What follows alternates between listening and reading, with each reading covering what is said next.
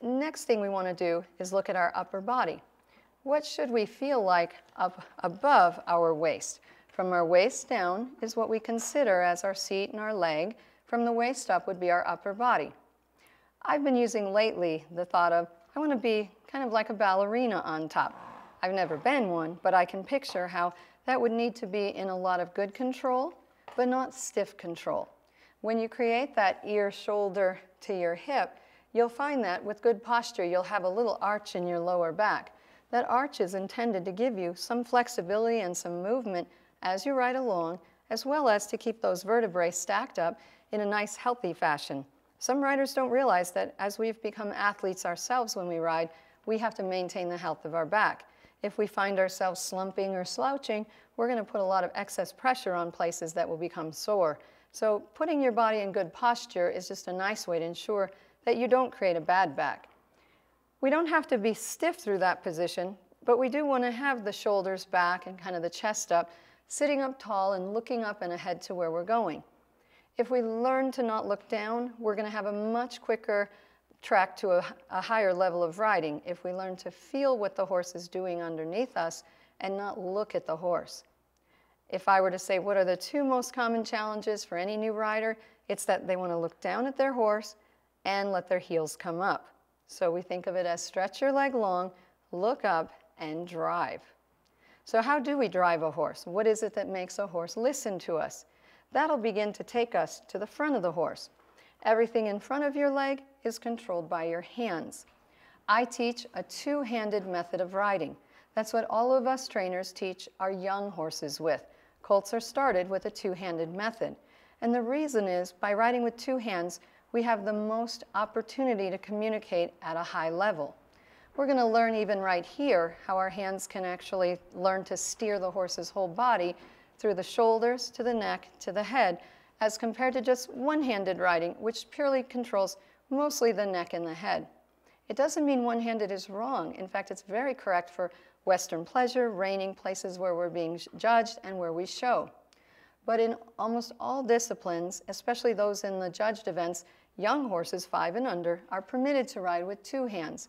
And I think that training my riders how to ride with two hands is going to put you most in touch with the ways that we can control and steer the horse. I'm giving you tools to train a horse in your own backyard. I'm going to have to give you the same tools that I use when I train a horse to start them off at a good start. All right, so if we look at Erin, she's going to hold her reins crossed over in front of the saddle. We're going to take them out a little bit to create a bridge. That bridge is the area of rein that allows us to kind of move our hands as needed and to get that ability to communicate where we're steering a very discrete part of their body, specifically to one part or another. An important part that I like to teach and make sure everybody understands would be we're going to start with our elbow bent nicely at our side. It feels like it's just hanging at your side, not stiff, not pulled out, and certainly not straight. Straightening your arm to this degree puts that rein attached to my shoulder. If my rein is attached to my shoulder, there's no way that I'm going to be able to minimize the amount of hand bounce, and we know that quiet hands are everyone's goal. We want to have our hands like they were, call it 2 glasses of water. We didn't want to spill a drop. We use a lot of ways to describe just how quiet hands should be. Quiet hands do not mean that the fingers are open. We do need to have, call it that light fist, the one where the thumbs are on top, the fingertips are closed into the palm. There are some style differences in all aspects of riding, but these are your basics that will ensure your safety and the good communication to the horse. As we have our fingers closed and our elbow hanging nicely at our side, the really neat piece, I call it the magical piece of communicating to a horse through this elastic rein length, is going to be that if we take point 1 here at the elbow, bring it to point 2 at the hand, and we call it bring that line all the way down, this horse will put her mouth right there, the corners of her mouth, at the exact place where we continue that straight line. So we end up with, call it geometry, a straight line with 3 points, elbow, hand to the mouth. That helps us also then understand that if my rider raises her hands even that much, let's look at what happens then. Elbow, hand, I bring this across, I'm basically asking her to take the corners of her mouth all the way up to where maybe her ears would be. So we can picture those riders who are riding horses and their hands are up here and the horse's head is up looking at the sky. We don't want that look. We know that for a Western horse, whether it's Western pleasure, all the disciplines in Western are looking for a horse that's very nicely what we call low and low in front of the shoulders with a low set head. With our hands held correctly and that straight line, we can then look at all the ways that our hands have to communicate. I say it's almost like you have a whole continuum of places your hands can go. And each little change we make, 1/4 of an inch can make a difference to a horse. Each little change we make is going to communicate something. Our fingers should be closed with the light fist and the thumbs up, and our reins should have what we call a bridge between them. That area allows us to have what I call a little bit of movement, giving our hands sort of a discerning quality, not stuck together.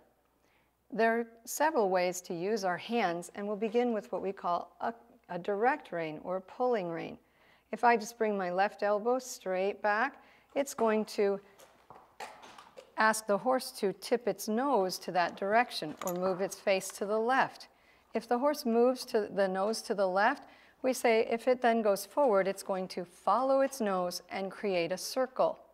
When we do our initial stops in our ride today, it's going to be that both hands will just simply close, and if needed, call it open the drawer in front of you. We close our fingers, sit deep, and open the drawer in front of us. Ideally, your horse will get much more sensitive than that as we move along and learn better ways to stop. But today, if you have not learned anything at all about stopping, let's just think of it as our fingers close and we sit deep. I do like to use my voice, and you'll learn that, where we just say, whoo, kind of let the horse connect all those dots. Sit deep, say whoo, and then pull straight back like you're opening a drawer. That would be the very first, most basic way to stop a horse, kind of like you're putting a wall in front of them. When we use our hands in that direct way, we have a direct rein turn. If we use one and or both hands pulling together, would create a stop. We also are kind of talking about how the fingers can close a little bit more. If we squeeze our hands together, fingers together I should say, and we have what we call elastic rein length. The horse will feel every small move we make with our fingers, and we describe that as a half halt. Eventually, we can make a longer rein with a well-trained horse, and even with a long rein, they'll feel that very delicate half halt. I usually get in front of my riders, and I take my hands onto the reins like this and position them. We'll let a little more length go, just so we don't yet. I don't want to influence the horse's mouth, but I like my rider to feel just how the horse feels. If I pull my fingers back, I'm sure she's feeling that little bit of pressure, even though you may not have seen much at all. These horses can be that sensitive, and a half halt where we squeeze the sponge together, we say, or release it. Or sometimes people understand it if I say it's like squeezing the trigger of a water bottle. That's a very nice and call it respectful way to communicate. Anything we can do that preserves that soft and sensitive mouth is going to make a much nicer horse down the road.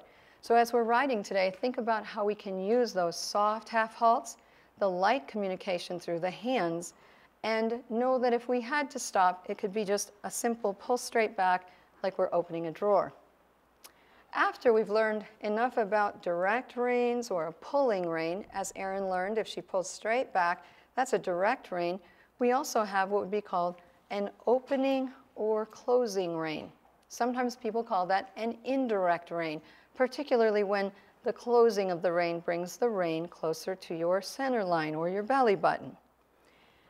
When we begin to use our hands in the two-handed way, separated just like Erin has, and we start to open and close a rein, the fact that we bring the hand out, away from the horse, is actually controlling or directing the shoulder. So her left hand, as it opened, was basically saying the horse's left shoulder is going to come out more. That's a really important piece of teaching horses how to shape themselves, how to balance, how to create what we call lateral work, all things that are ahead in our lesson program. Important when you think about opening a rein, for instance, this rein stays on that tabletop right out here in front of your saddle. That's how I like to picture my hands, like there's a tabletop out there, and my hands are going to sit right on top of the tabletop. In other words, if this hand opens, it's not going to come up high, it's not going to drop down low, it's just going to, like a hinge from my elbow, just open up. While I'm doing that, if I don't want this hand to move, it's very important that the hand just stays in its position. I have seen many ways that people make that mistake where our hands are very important. Don't just think because I'm opening this one can kind of fall down and get out of place. Always feel like your hands have a purpose, and that will help. So she has her hands on the tabletop. She can open this rein to bring the left shoulder out to the left, or she can close it, bringing it to the center line, but never crossing. That changes everything. If you were to cross over the mane or the center line, you would be changing a lot about your communication. I even say, imagine there's a plate of glass right down the center of this horse, and your hand is not, boom, going to cross over that. And that'll help keep you from making that mistake. So her hand could close, which, if we remember now, it would take this left shoulder and move it to the right. When we get good at this position, we know that it also has another role it can play. If I'm asking for certain maneuvers where the haunches should stay in place and the front legs cross over, if my horse tries to step out of turns, then we can also bring this indirect rein slightly back, never over the center line, but towards our belly button. That sort of is then a check rein, you might say. It's very helpful in keeping a horse to keep their hind leg engaged, almost like you're making a connection from this left hand to their right hind, all the way through their body on that diagonal. When we're careful about our hands, it will help predict exactly where the horse is going. As they're listening to the leg pressure, the hand becomes, call it, the support of the leg pressure. One other way I like to teach it, and people seem to understand it, especially if left and right becomes a problem, it would be that you could open the door, or you could close the door. Oftentimes that may mean that this hand is needing to open. So in the beginning, we may also describe it as, let's shift our hands slightly to the right or to the left, knowing we never cross that center line. That'll help keep things in order. When we go out for this ride, we'll be learning a lot about how these position basics and how we apply the pressure to the leg and how we apply the pressure with the hands communicates to the horse. When we think about the pressure of the hands communicating to the horse, I like to remind people that communicating to the horse and what happens in the mouth is not just about here at the corners. Most important in how we use bits to help apply pressure would be the fact that all the bits we use in our program have some sort of a center point, something in the middle that's going to come up and rub the top of the horse's mouth. So at the upper palate or the roof of the mouth, when you pull back, either the hinge of the snaffle or sometimes there's a port in your bit, is going to come up and create pressure on the roof of the mouth. That's what they're moving away from. So we want to keep that in mind as we use our hands to understand it's very delicate in there, and if we pull back and the center of the bit goes up and applies pressure to the roof of the mouth, the horse is in a sense backing away from the pressure to take that snaffle bit where it's in a bent position until it's nice and straight and the mouth hangs loosely on that bit. I could go into, and it's one of my favorite topics, a lot about bits and bridling, and we'll offer that lesson. But for today, we'll just keep it that simple.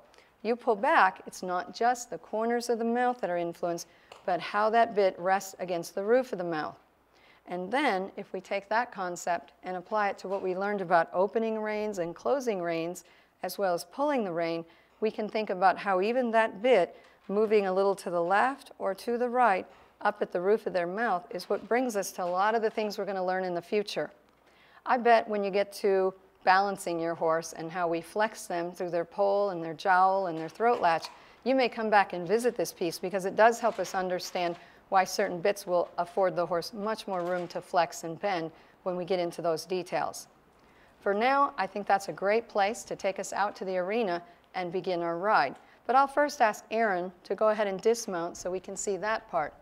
When she dismounts, I strongly recommend, if your horse is a little tall or you're a little bit on the shorter side as a rider, you're going to, when you get off, lean into the saddle with your belly up against the saddle seat and let both feet come out and slide to the ground.